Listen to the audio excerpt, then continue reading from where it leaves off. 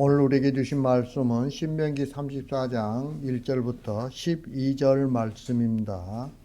제가 가지고 있는 구약성경 318쪽,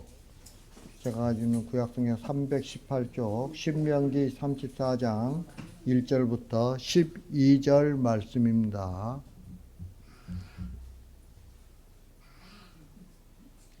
우리 다 찾으셨으면 한 절씩 교독하겠습니다. 제가 먼저 읽겠습니다. 모세가 모압 평지에서 느보산에 올라가 여리고 맞은편 비스가 산꼭대기에 이르매 여호와께서 길앗 온 땅을 단까지 보이시고 또 온 납달리와 에브라임과 므낫세의 땅과 사해까지의 유다 온 땅과 네겝과 종려나무의 성읍 여리고 골짜기 평지를 소알까지 보이시고 여호와께서 그에게 이르시되 이는 내가 아브라함과 이삭과 야곱에게 맹세하여 그의 후손에게 주리라 한 땅이라. 내가 내 눈으로 보게 하였거니와 너는 그리로 건너가지 못하리라 하시되 이에 여호와의 종 모세가 여호와의 말씀대로 모압 땅에서 죽어 백골 맞은편 모압 땅에 있는 골짜기에 장사되었고 오늘까지 그의 묻힌 곳을 아는 자가 없느니라. 모세가 죽을 때 나이 120세였으나 그 눈이 흐리지 아니하였고 기력이 쇠하지 아니하였더라. 이스라엘 자손이 모압 평지에서 모세를 위하여 애곡하는 기간이 끝나도록 모세를 위하여 30일을 애곡하니라. 모세가 눈의 아들 여호수아에게 안수하였으므로 그에게 지혜의 영이 충만하니 이스라엘 자손이 여호와께서 모세에게 명령하신 대로 여호수아의 말을 순종하였더라.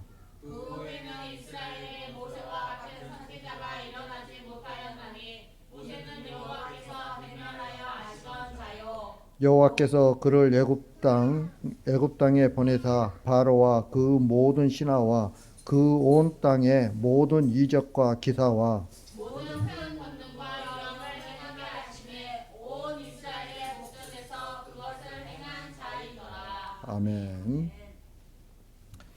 신명기 34장은 신명기와 모세 오경 전체를 결론짓는 부분이에요. 출애굽 시대의 지도자 모세가 죽고 여호수아가 그 지도권을 계승하게 되죠.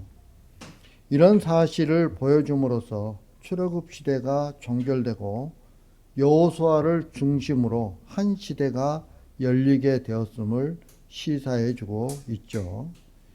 그 중에서도 이스라엘의 출애굽 지도자여 위대한 하나님의 종이었던 모세의 죽음에 대해 알아보도록 하겠습니다. 여러분, 모세가 죽은 이유가 무엇일까요? 모세는 왜 죽었어요?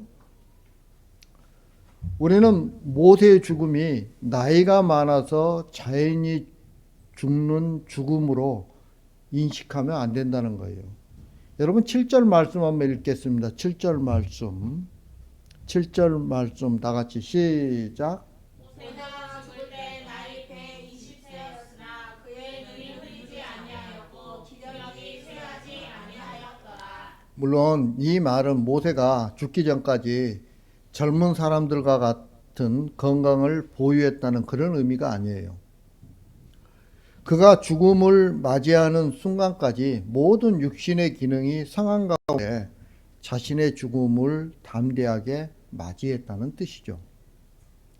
즉 모세가 나이가 들긴 했지만 신체적인 허약으로 인해서 죽은 것이 아니라는 거예요. 그는 눈이 흐리지도 않았고 기력도 쇠하지 않았어요. 그런데 모세는 죽었던 거죠. 여러분 그것은 하나님이 죽이신 죽음이었다는 거예요. 여러분 5절 말씀 한번 읽겠습니다. 5절 말씀 다 같이 시작.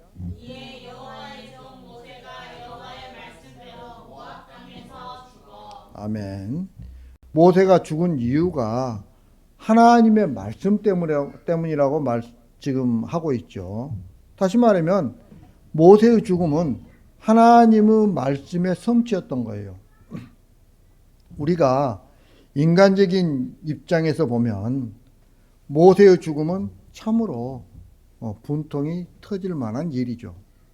왜냐하면 모세는 하나님의 부름을 받아 이스라엘을 애굽에서 이끌어냈고, 그리고 광야 40년을 거치면서 지금까지 고생을 해온 사람이에요. 그리고 지금 모세가 도착한 건 뭐요? 하나님께서 약속했던 그 약속의 땅을 들어가기 직전이에요, 지금. 예. 이런 모세의 수고를 생각한다면 당연히 약속의 땅에 모세가 앞장서서 개손 장군처럼 들어가야 하는 거죠. 예. 이스라엘을 약속의 땅에 들어가게 한 영웅으로서 모든 사람들로부터 대우를 받고 존경을 받아야 마땅한 사람이 바로 모세인 거죠. 인간적인 입장에서 보면 모세는 그럴 만한 자격이 충분히 있다고 생각할 수 있어요. 그렇다고 기력이 쇠한 것도 아니잖아요. 눈이 흐릿한 것도 아니에요. 여러분, 우리 속담에 보면 죽 써서 개 준다고 그러잖아요. 이게 뭐예요? 남 좋은 일을 시킨다는 거거든요. 그런데 그 속담처럼 지금까지 온갖 고생을 다한 모세는 약속의 땅을 눈앞에 두고 죽어야 했던 거죠. 그리고 그 모세의 자리를 누가 차지하는 거예요? 여호수아가 차지하는 거예요. 여호수아가. 여러분이 만약에 이런 일을 당한다면 순수하게 그냥 순순히 받아들일 수 있느냐는 거예요. 내가 그 위치라면 아마 힘들 거예요. 예를 들자면 내가 어떤 계획을 했어요. 그 계획을 했는데 나중에 다 힘들게 계획을 해야 모든 계획을 완벽하게 짰는데 발표할 때 되니까 다른 사람보다 발표하라고 그러는 거예요. 그리고 상장도 누구에게 줘요? 다른 사람한테 주는 거예요. 그런 경우를 당한다면 어떻겠어요? 쉽게 수긍할 수가 없을 거예요. 자신이 수고하고 힘쓴 대가는 모두 자신에게 돌리고 싶은 것이 우리 인간의 마음이죠. 그런데 그런 영광의 순간 앞에서 모든 영광을 포기하고 세상과 단절되어야 한다고 할 때 과연 하나님을 향해서 원망이 나오지 않겠느냐는 거예요. 아마 대부분의 사람들은 하나님 약속의 땅에 들어가 그 약속의 땅을 보고 죽게 해주세요 라고 이렇게 애원할 거예요. 그런데 모세는 하나님의 말씀대로 순순히 자신의 죽음을 받아들였던 거죠. 여러분 4절 말씀 한번 읽겠습니다. 4절 말씀 다 같이 시작. 여호와께서 그에게 이르시되 이는 내가 아브라함과 이삭과 야곱에게 맹세하여 그의 후손에게 주리라 한 땅이라. 내가 내 눈으로 보게 하였거니와 너는 그리로 건너가지 못하리라 하시매. 아멘. 여러분 1절부터 3절에 보면 하나님께서 모세를 여리고 맞은편에 있는, 그러니까 요단강이 있으면 여리고로부터 요단강 건너편이죠. 건너편에 있는 비스가 산 꼭대기에 오르게 하셔서 해가지고 적과 꿀이 흐르는 약속의 땅을 모세에게 다 보여줘요. 하나님께서. 그러면 그 적과 꿀이 흐르는 약속의 땅을 모세는 다 봤어요. 여러분 모세 입장에서는 그 땅에 들어가고 싶을까요? 들어가고 싶지 않을까요? 당연히 들어가고 싶겠죠. 자기가 한 고생이 있는데. 그런데 하나님은 인간의 열망보다는 하나님의 약속을 성취하는 것을 더 중요하게 여기시는 분이세요. 그래서 모세를 죽게 하신 거죠. 오래 살고 싶은 것이 인간의 본능이에요. 어떻게 해서든지 한 살이라도 1년이라도 더 살고 싶은 것이 인간의 본능이에요. 그러나 죽음의 순간에 더 살고 싶다고 몸부림치는 것은 하나님이 하시는 일에 대해서 거역하는 것과 같아요. 사람이 세상에서 영광스러운 존재가 되고 싶고 사랑받는 존재가 되고 싶은 것은 본능이에요. 하지만 자신의 가치가 포기되어야 할 순간에 그것을 붙들고 놓지 않으려고 하는 것 역시 하나님의 일을 거역하는 것이 되는 거예요. 많은 목사님들이 은퇴를 하면은 모든 걸 다 내려놓고 은퇴를 해야 되는데 그렇지 않죠. 특별히 큰 교회는 더 안 그렇죠. 거기에 있는 어떤 예를 들자면 극동방송 같은 경우도 그 교회에 있던 극동방송은 김장한 목사 다 가지고 나갔잖아요. 지금도 그걸 다 가지고 있잖아요. 그 교회에서 교회 이름으로 시작한 방송 선교회인데 그런 부분들, 또 교육 부분들, 이런 부분들을 끝까지 가지고 있어요. 가지고 있는 분들이 계세요. 다 그렇다는 건 아니지만. 여러분, 그런 것들이 얼마나 다른 사람들에게 상처를 많이 주는지 몰라요. 제가 옛날에 그 동기생 장례식장에 갔을 때 내가 목사니까 교회에 다니는 한 동기생이 묻더라고요. 왜 그렇게 하느냐고. 자기는 보기 안 좋다고. 그 교회가 상당히 큰 교회였어요. 상당히 이름이 알려진 교회였어요. 예. 그런데 그게 다니는 그 성도의 입장에서 보니까 안 좋더라는 거예요. 예. 그렇습니다. 그게 하나님의 영광을 드러내는 게 아니에요. 예.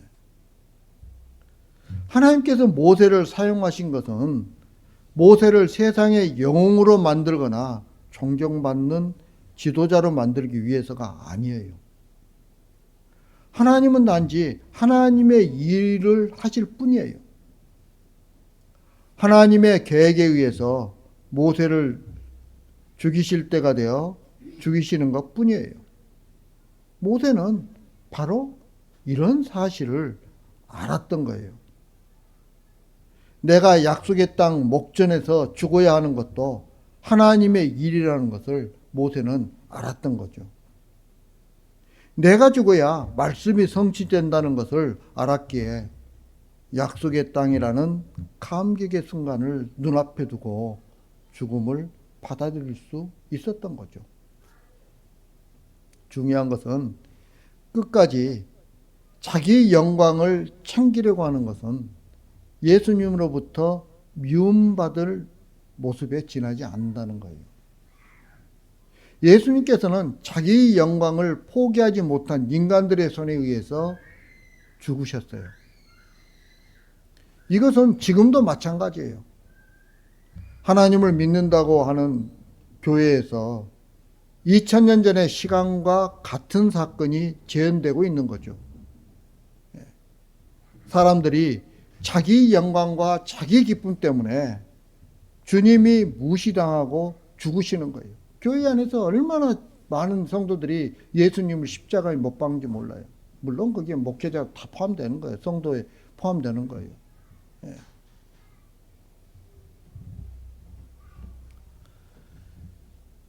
성도는 자신의 존재 가치를 주님을 높이는 데 두어야 해요.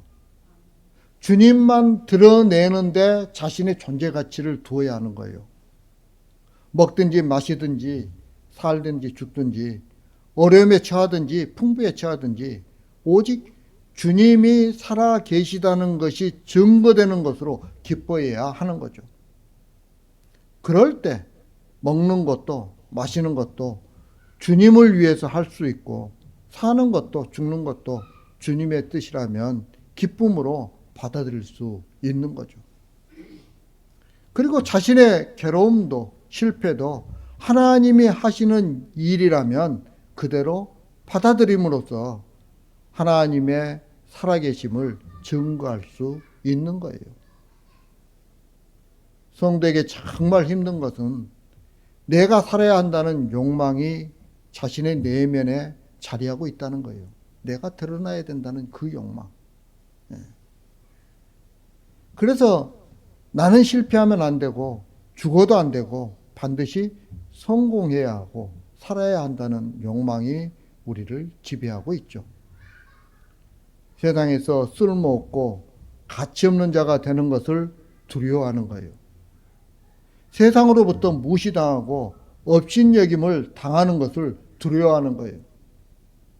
그렇기 때문에 성공만을 꿈꾸며 살게 되고 실패하게 되면 낙심하고 실망하게 되는 거죠. 이렇게 자기 욕망으로 살아가는 인간은 자신의 욕망이 성취되는 것이 하나님의 뜻이고 하나님의 사랑이고 하나님의 은혜라고 여기는 거예요. 그래도 마치 내가 대통령이 되면 하나님께 영광 돌리는 거라고 생각을 해요. 내가 장관이 되고 성공을 하면 하나님께 그게 영광이라고 생각을 해요. 내가 부자가 되면 그것 때문에 하나님께 영광이라고 생각을 해요. 그러나 여러분, 이런 욕망이 하나님의 일을 방해하고 있다는 것을 우리는 알아야 하는 거죠. 하나님이 모세를 죽이심으로써 말씀을 성취하시고 그것을 통해서 이스라엘 백성에게 하나님이 살아계심을 나타내려고 하는 것이 하나님의 일이었어요.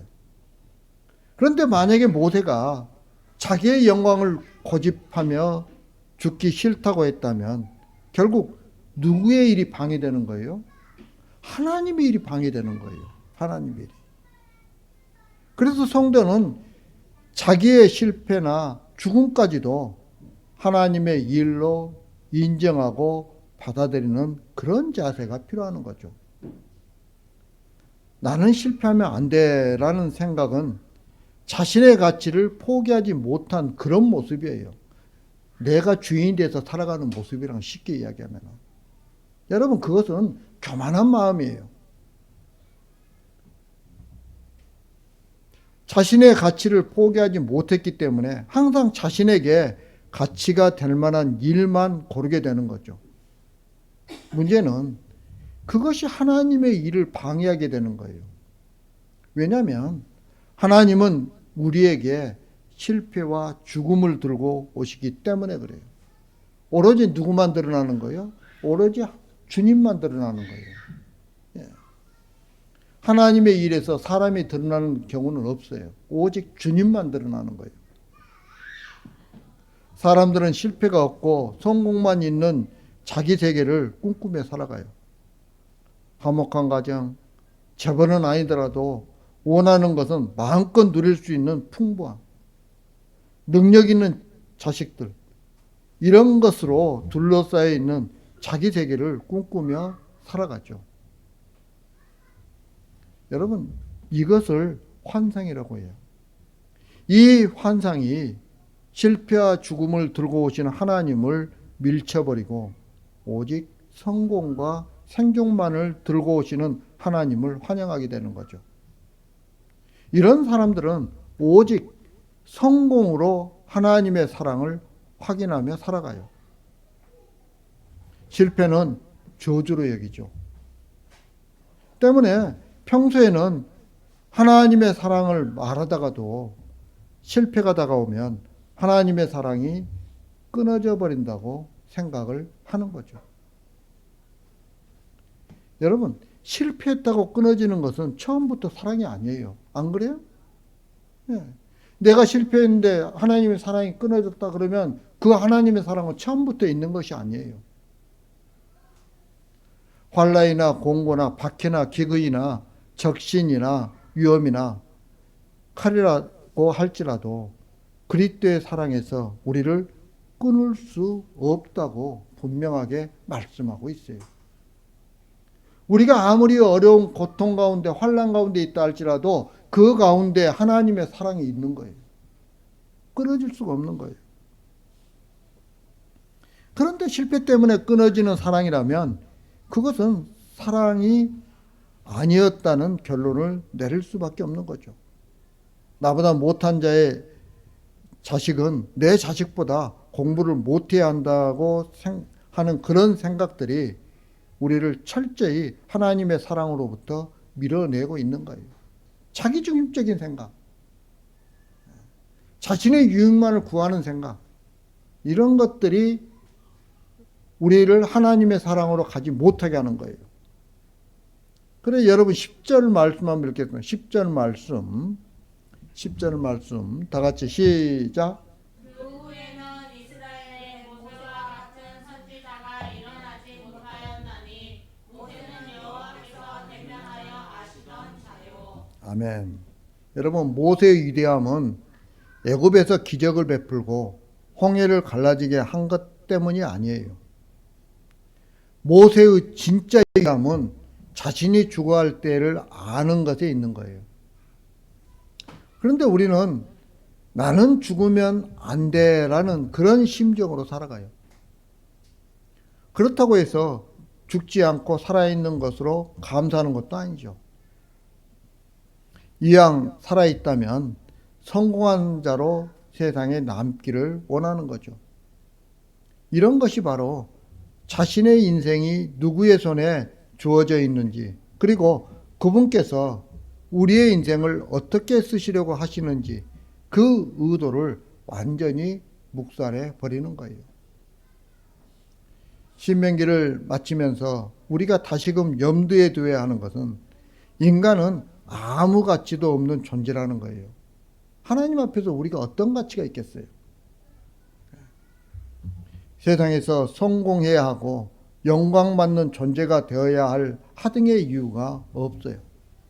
성도는 어떤 모습으로든 세상에 존재하고 있는 것만으로도 하나님이 하시려고 하는 일에 쓰이고 있다는 것을 우리는 인정해야 되는 거예요. 내가 세상에서 가난하든 부자든 높은 자리에 있든 낮은 자리에 있든 상관없어요. 네. 여러분, 내가 부자 되고 성공한 것만이 하나님의 일이 아니라는 거예요. 따라서 실패해서는 안 돼라는 것은 결국 자신은 전혀 손해보지 않고 고통도 당하지 않고 편안하게 살다가 천국 가기를 원하는 그런 이기적인 욕망에 지나지 않는다는 것을 알아야 돼요. 다시 말하면 이 땅에서 잘 먹고 잘 살고 그리고 천국에 가기를 원하는 것과 똑같은 거예요.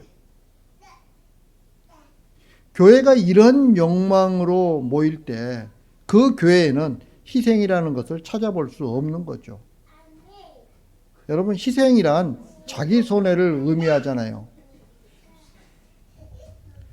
그런데 나는 실패하면 안 돼라는 자기 사랑으로 교회에 나온다면 결국 손해보지 않으려고 하고 희생하지 않으려고 할 것이 뻔하기 때문에 그러는 거죠. 여러분, 그런 교회에 어떻게 하나님의 사랑이 임할 수 있겠어요?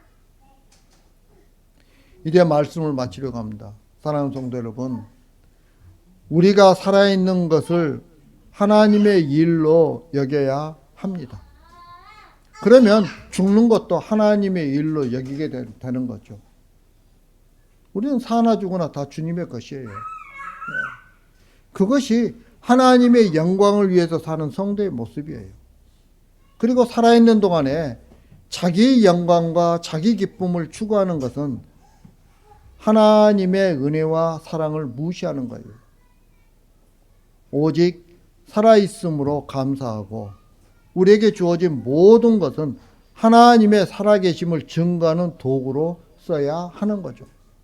그럴 때 자기 영광과 자기 기쁨과 자기 존재 가치를 향상시키기 위해서 살지 않게 된다는 거예요. 모세의 죽음을 통해서 우리의 삶 전체가 하나님께 쓰임받는 위대한 성도로 살아가는 저와 여러분들이 되길 주님의 이름으로 축복합니다.